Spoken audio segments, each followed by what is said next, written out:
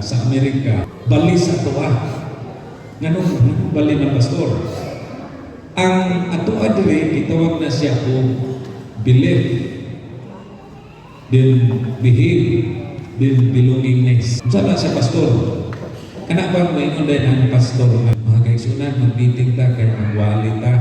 Kayo pag-meetings, mga kaigsunan, mo ni ako ang budget proposal, ang atong layman, mo ni gastuan din maghimuta o ka. Interes ang mga audience, pagkapunta, which is correct.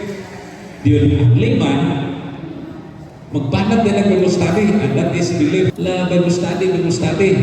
Kaya kung makasabot sila, muna gitawag na mubehave sila, kaya nakasabot sila. Then pag-behave nila, nagpabautismo sila, pagpabautismo, mahimo na din silang mabilong sa church. Bantay ha, ang ato ang sistema dire correct. Believe, behave, then belonging. So, na-realize pa na ito nga, maunay ato ang mga kaisunan. Then, ang hitabo, pagdakot ka ng effort, pati daghanang mabautismuhan. Daghang mabautismuhan, linya na rin daghang kayo. Dayon, tanon, matinig mabautismuhan, malipay na ita.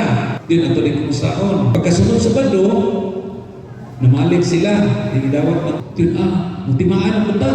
Uy, din na dinidawat na tumiyagin sa paduno. Pagkawa sa liman, problema na punta, wala naman usimpa ang bagong nabautismuhan.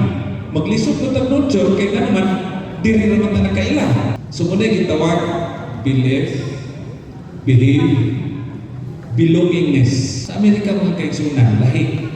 Una, belongingness, behave, then belief.